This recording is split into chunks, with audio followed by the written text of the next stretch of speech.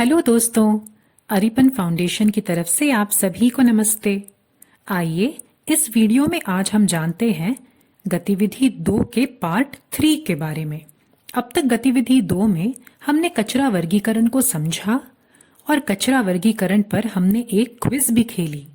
आइए अब जानते हैं गतिविधि 2 के पार्ट 3 में हमें क्या करना है।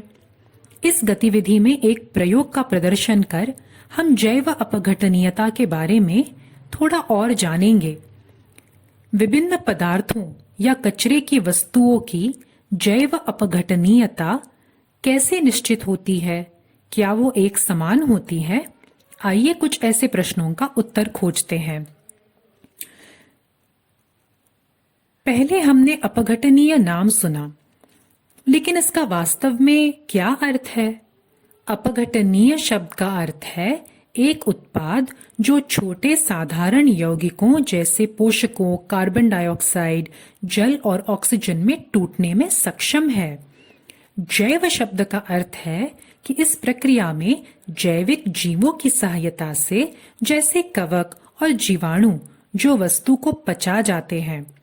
इसीलिए एक जैव अपघटनीय वस्तु वो है जो सजीव जीवों जैसे कवक और सूक्ष्म जीवों और छोटे जीवों जैसे केंचुओं के कार्य करने के कारण तेजी से और सुरक्षित तौर पर हानि रहित यौगिकों में टूट या सड़ जाती है। इसको अंग्रेजी में कहते हैं बायोडिग्रेडेशन।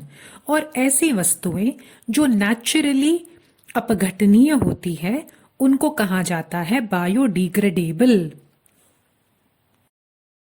तो आइए जैव अपघटनीयता समझने के लिए एक एक्सपेरिमेंट करते हैं। आपको इसके लिए कुछ सामग्री की आवश्यकता होगी। गमला या कोई भी ऐसा बर्तन जो मिट्टी और पानी को अपने आप में बांधकर रख सके। मिट्टी बर्तन को भरने के लिए पर्याप्त। कुछ कचरे की वस्तुएं, आलू का छिलका या केले का छिलका, सब्जी, फल, फूल। एक प्लास्टिक का थैला, प्रयुक्त कार्डबोर्ड या कागज का टुकड़ा, एक खुरपी। आप अपने हाथों का भी प्रयोग कर सकते हैं।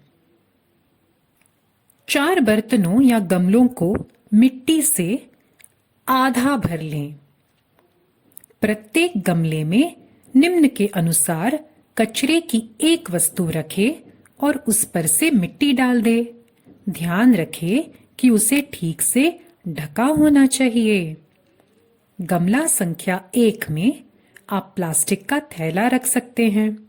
गमला संख्या 2 में कार्डबोर्ड, कागज के टुकड़े को रखें। गमला संख्या 3 सब्जी, फल, फूल के छिलके, टुकड़े इत्यादि। गमला संख्या 4 में सब्जी, फल, फूल के छिलके, टुकड़े इत्यादि। मिट्टी को पानी से नम रखना ना भूले। गमले पर पानी डाला ऐसा लिख कर रखे ताकि आपको याद रहे।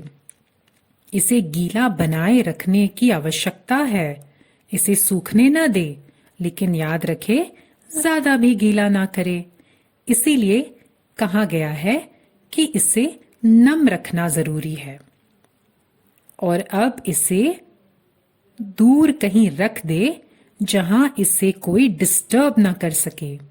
2 सप्ताह के पश्चात मिट्टी की एक परत हटाए और देखें कि दबाया गया कचरा या दबाई गई वस्तु किस हाल में है।